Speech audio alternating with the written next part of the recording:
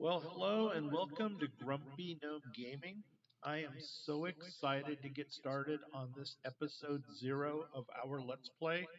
We are going to run through a storyline version of Baldur's Gate Enhanced Edition, and by storyline, I mean that we are going to take the original characters that were created for the Baldur's Gate 1 and that will carry on into Baldur's Gate 2 in addition to the ones that were used in the novel.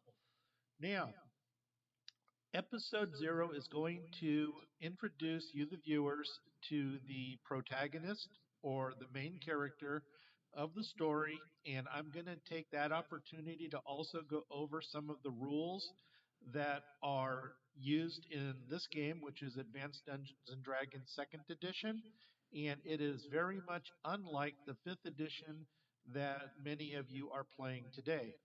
If you have no clue whatsoever as to what Dungeons and Dragons is about, don't fret because the introduction that I'm going to give you today is probably going to get you enough that you'll understand what's going on in the storyline. So, the first thing that we want to do is start a new game.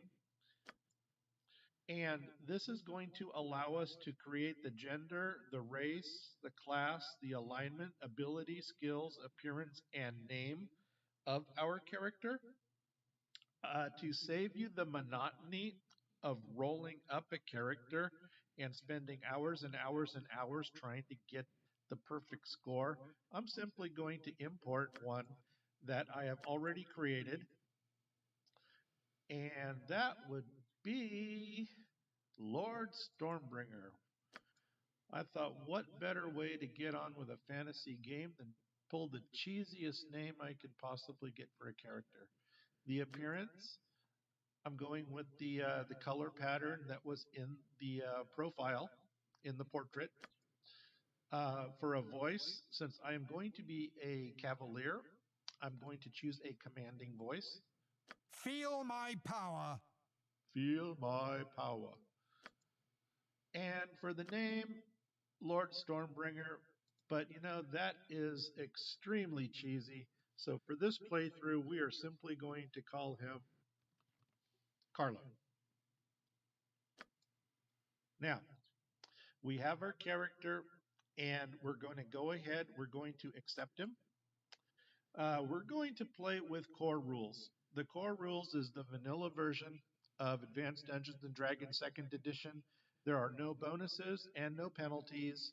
The difference between core and normal is that where the enemies deal 25% less damage, we are now on an equal playing field. Also, in normal, party members cannot die permanently. Well, in core, they can.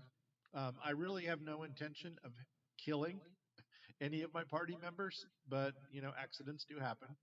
And also, with the copied spell books without failure, there is a possibility that we can lose spells. But that's part of the game. So, core rules and venture forth. Nestled atop the cliffs that rise from the Sword Coast, the citadel of Candlekeep houses the finest and most comprehensive collection of writings on the face of Faerun. It is an imposing fortress kept in strict isolation from the intrigues that occasionally plague the rest of the Forgotten Realms. It is secluded, highly regimented, and it is home. Within these hallowed halls of knowledge, your story begins. You have spent most of your 20 years of life within this keep's austere walls, under the tutelage of the sage Gorion. Acting as your father, he has raised you on 1,000 tales of heroes and monsters, lovers and infidels, battles and tragedies. However, one story was always left untold, that of your true heritage. You have been told that you are an orphan, but your past is largely unknown. Lately, Gorion has been growing distant from you, as if some grave matter weighs heavily on his heart. You have asked about his concerns as gently as possible, but your queries have been in vain. Your sole comfort is the knowledge that he is a wise man, and you know he will tell you when the time is right. Nonetheless, his silence is troubling, and you cannot help but feel that something is terribly wrong.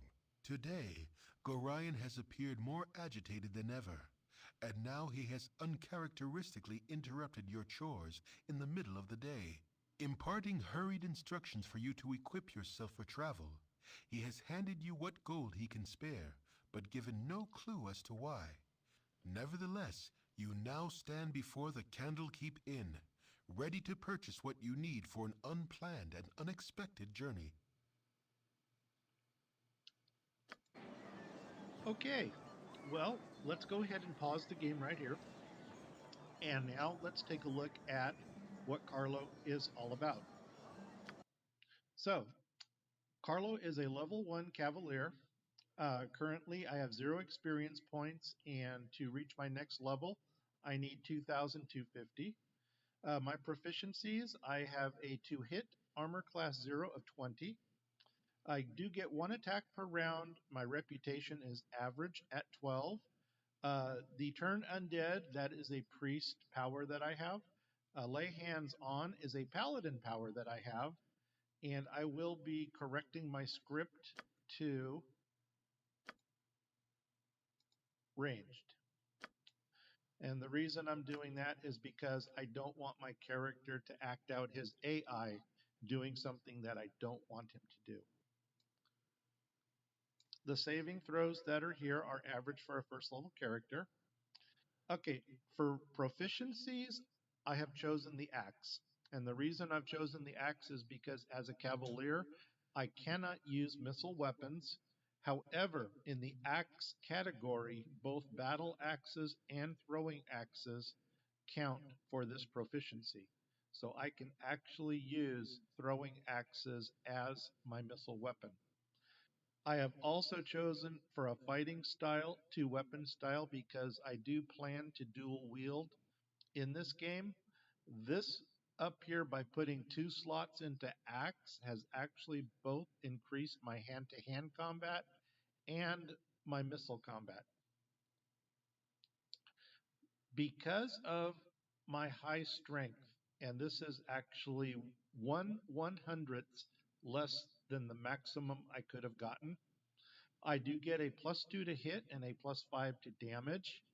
Also, it allows me to carry a greater weight allowance, and my hit points and level adjustment of +4 is because of the high constitution that I have here. Now, I have chosen a strong character. I'm not as concerned about my dexterity because in the early game, there are a pair of bracers that will raise this dexterity to an 18. I maxed out my constitution so I can max out my hit points. I am not casting any mage spells, so the intelligence is not a factor. This is my minimum wisdom I can have as a paladin, and I maxed out my charisma because there are numerous charisma based quests in this game, and I will be pointing those out as we come to them.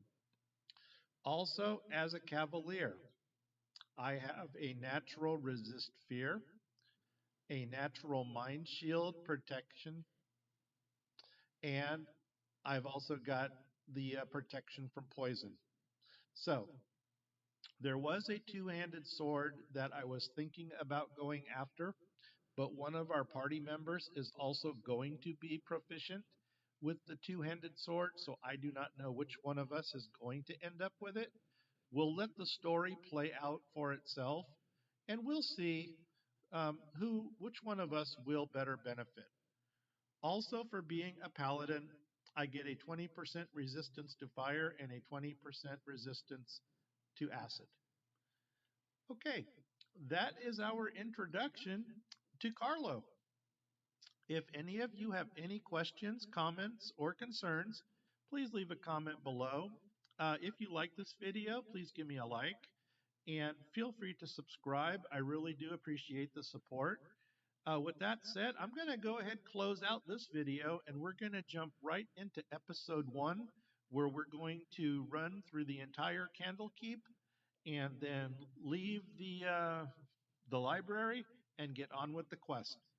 So Once again, thank you very much for watching. I am the Grumpy Gnome, and I'll see you in episode 1.